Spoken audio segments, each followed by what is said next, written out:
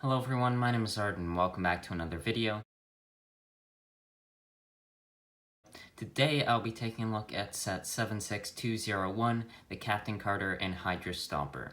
So this set has 343 pieces, is for ages 8 and up, and has 3 minifigures being Captain Carter, Steve Rogers, and the Red Skull. On the box you can see a broken street front. There's the Hydra Stomper there with Steve Rogers in it, Captain Carter chasing after Red Skull with the Tesseract, and you can see Uatu the Watcher in the corner, which you'll see on these different What If boxes. You also see a little symbol for Uatu the Watcher, which you can also see, which I guess is consistent with quite a few different figures and sets, is that symbol also appears on the Funko Pops. So it has Marvel on the side with the little different images of different characters there. And on the back you see Red Skull getting, I guess, arrested with Steve Rogers out of the Hydra Stomper and the inside of it, and how to fire the stud shooter on the side, and a Lego version of Uatu the Watcher there. So now I will take a look at the minifigures. Here are the 3 minifigures of the set. Red Skull, Captain Carter, and Steve Rogers.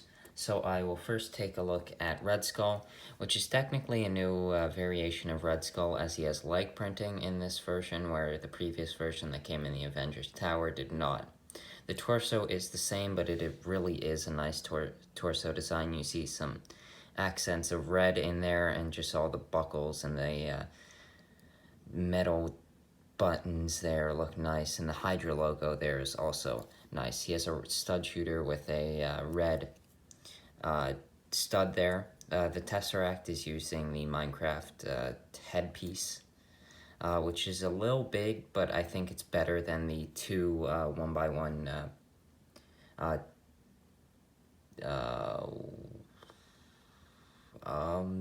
not tiles, plates.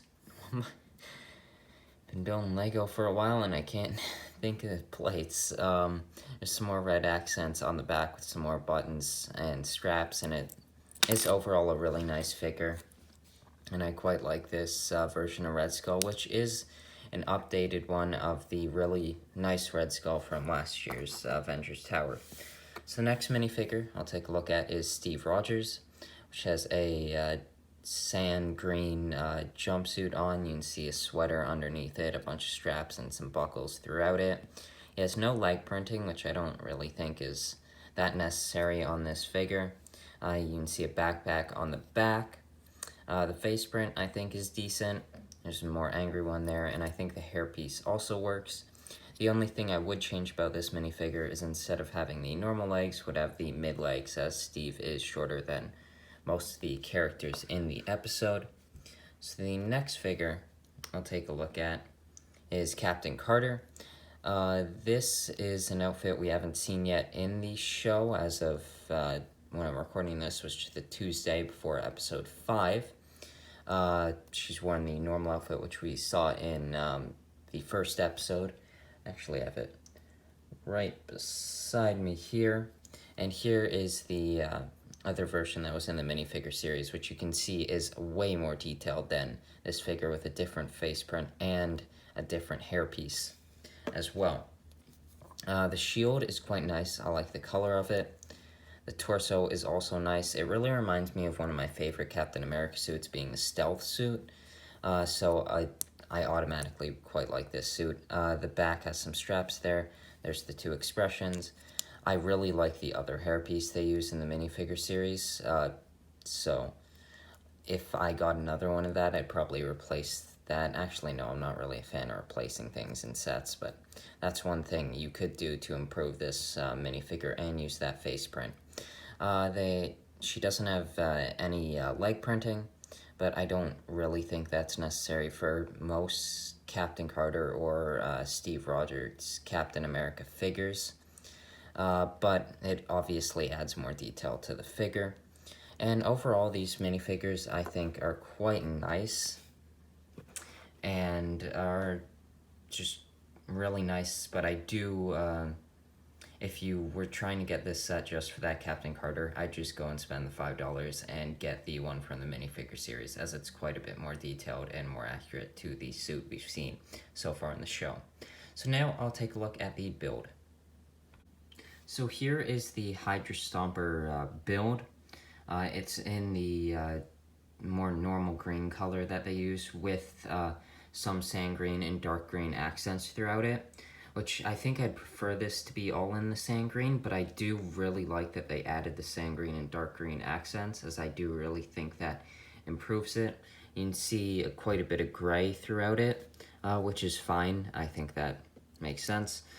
The feet there are nice, they move quite well. There's also posability on the legs that can move like that and like that. There's quite a bit of posability with this mech, being like third mech in the summer wave, which is a bit much, but I think this is a good one. Would I prefer another set from What If?